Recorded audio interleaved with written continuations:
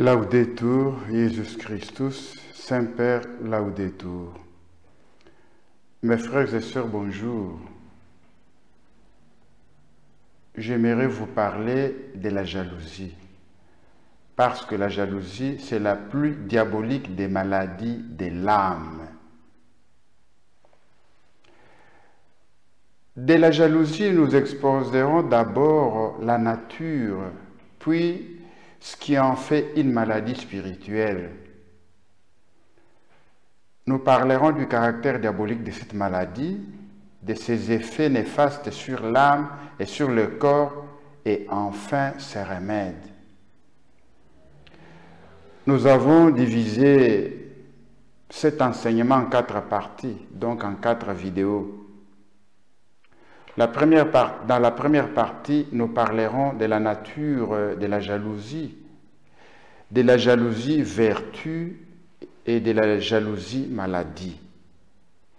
Tandis que dans le deuxième enseignement, nous parlerons du caractère diabolique de la jalousie. Le troisième enseignement, quant à lui, ou la troisième vidéo, exposera les effets de la jalousie sur l'âme et le corps.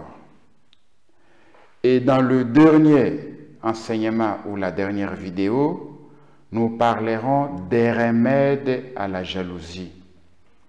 Alors, affrontons tout de suite le premier enseignement. La nature de la maladie de la jalousie. Saint Thomas d'Aquin a fait une analyse très fine de la jalousie et de son lien existentiel avec l'envie. L'envie est essentiellement une tristesse. C'est la tristesse du bien d'autrui. L'envie désigne le mauvais œil qui ne peut voir le bien d'autrui sans s'en attrister. Tandis que la jalousie est un amour passionné qui n'admet pas de partage. Monsieur de la Rochefoucauld, dans ses maximes, a bien saisi la différence entre jalousie et envie. La jalousie, écrit-il, tend à conserver un bien qui nous appartient ou que nous croyons nous appartenir, au lieu que l'envie est une fureur qui ne peut souffrir le bien des autres. La distinction de la jalousie et de l'envie n'est pas difficile à comprendre. Dans la pratique cependant, la jalousie est habituellement si pénétrée d'envie qu'elle en épouse la tristesse et la fureur. Avec saint Thomas d'Aquin, on peut dire plus précisément que la jalousie est une espèce d'envie. C'est l'envie qui naît de l'émulation et du zèle. Les autres espèces d'envie, selon maître Thomas, sont celles qui naissent de la crainte, celles qui naissent de l'indignation et celles qui naissent de l'orgueil. Dans l'envie qui naît de l'émulation ou du zèle, ou qui a proprement parlé la jalousie, la tristesse du bien d'autrui que ressent la personne jalouse vient d'un amour si vif et si intense qu'il ne peut tolérer rien de ce qui lui répugne ou le contraire. La personne jalouse devient triste à la pensée qui naît du soupçon, qu'elle n'a pas tout le cœur de son bien-aimé ou de sa bien-aimée. Cette tristesse torture tellement l'âme que la personne jalouse vit dans une inquiétude perpétuelle, une méfiance qui la pousse à surveiller la personne qu'elle dit aimer dans ses paroles, dans ses attitudes, dans ses actes, dans ses allées et venues, essayant d'y trouver quelques justifications à ses soupçons. Elle a tôt fait de conclure dans le sens de ses appréhensions. D'où le mensonge sincère de plus en plus dans son esprit. Et ces mensonges consiste dans une fausse certitude qu'il se fabrique à partir de son imagination. Est-ce que la jalousie peut être une vertu ou seulement une maladie?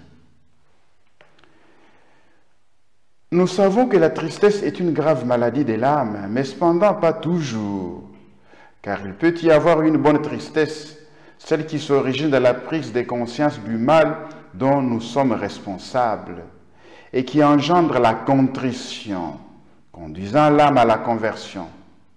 Toute tristesse qui n'est pas orientée vers le bien de l'âme ou encore s'inscrirait dans la poursuite d'un bien temporel avec des sentiments contraires à l'amour de Dieu ou du prochain sera toujours une maladie très nuisible à l'âme. Donc, lorsque nous sommes tristes pour avoir péché, ça va. Mais si on est triste parce que l'autre est heureux, ça ne va pas. Il en va ainsi pour l'envie qui naît de l'émulation ou du zèle, c'est-à-dire la jalousie. Si une personne aime Dieu d'un amour ardent, qui s'attriste de le voir offensé, son amour jaloux de Dieu est vertueux. De même, si quelqu'un s'attriste de la prospérité des méchants parce qu'ils souffrent de la haine qu'ils ont envers Dieu et du mal qu'ils répandent dans la société, son zèle est évidemment vertueux.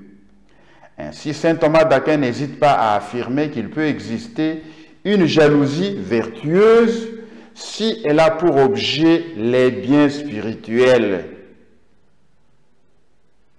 et nous stimule à égaler et même à surpasser en matière de perfection des rivaux.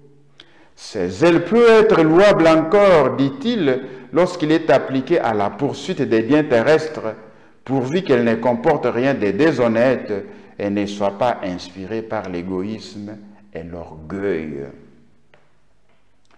La jalousie, maladie de l'âme, est toujours inspirée par un égoïsme excessif qui veut être seul à jouir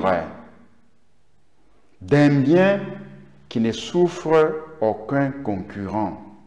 Elle manifeste donc un amour égoïste, passionné, radicalement ouvert à une haine pouvant être féroce envers quiconque pourrait menacer la possession du bien auquel le cœur est attaché d'une façon désordonnée. Ce que la personne jalouse est une personne dont l'amour pour une autre n'est nullement un amour d'amitié qui ne peut pas exister sans gratuité et désintéressement, mais reste au niveau d'un amour de convoitise. La jalousie, alors, dans la mesure où aucun remède efficace ne lui est appliqué, est en réalité ennemie de l'amitié à la façon d'une force aveugle qui la détruit.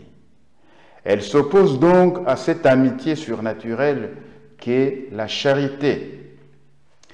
La personne jalouse, incapable d'aimer vraiment, est toujours inquiète, anxieuse au sujet de l'objet de son attachement. Son esprit est vite envahi des soupçons qui la portent à des fréquents jugements téméraires et à des accusations injustes d'infidélité. Elle craint constamment qu'une rivale lui soit préférée. Elle considère que l'être qu'elle aime ou une fonction honorable qu'elle occupe elle-même lui appartient, qu'elle en est la propriétaire. Sa passion la rend ombrageuse, intransigeante et toujours prête à se dresser contre tout ce qu'elle pense être un obstacle à ce qu'elle estime son droit exclusif des possessions. La personne jalouse est incapable d'être magnanime. Elle est pusillanime, remarque saint Thomas, comme les petits-enfants qui n'ont pas encore appris à partager, ou encore comme des vieillards aigris qui ne veulent pas être supplantés par des jeunes. Son attachement désordonné, avant d'être une cause de souffrance pour les autres, la fait terriblement souffrir. Il est pour elle-même la source empoisonnée d'un profond malheur, dont le jaloux est malheureux. On voit ainsi combien des sentiments négatifs entrent dans la jalousie. Le premier sentiment, c'est l'inquiétude. Le deuxième, c'est la crainte de perdre le bien qui veut être possédé exclusivement. Le troisième sentiment négatif, c'est la tristesse de voir ou même d'imaginer ces biens partagés et éventuellement possédés par d'autres.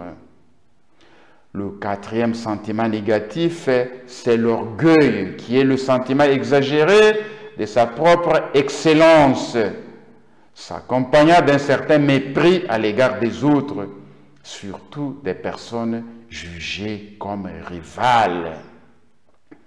Cinquième sentiment négatif, la colère, source d'agressivité intérieure et extérieure. Sixième sentiment négatif, le mensonge, qui ne s'arrête pas devant de graves injustices, comme la ruine de la réputation du prochain, du rival. Septième sentiment négatif, la haine, pouvant être mortelle, pouvant aboutir au meurtre. Il y a beaucoup de cas dans la société, mais aussi dans la Bible. La jalousie enfonce l'âme dans des péchés si détestables et la plonge finalement dans une haine si violente que les pères de l'Église l'ont qualifié de vice diabolique par excellence. Nous nous arrêtons ici. Prochainement, nous vous parlerons, dans la suite de ce que nous venons de dire, du caractère diabolique de la maladie de la jalousie. En quoi la jalousie est une maladie diabolique. Laudetur Jesus Christus, Semper Laudetur.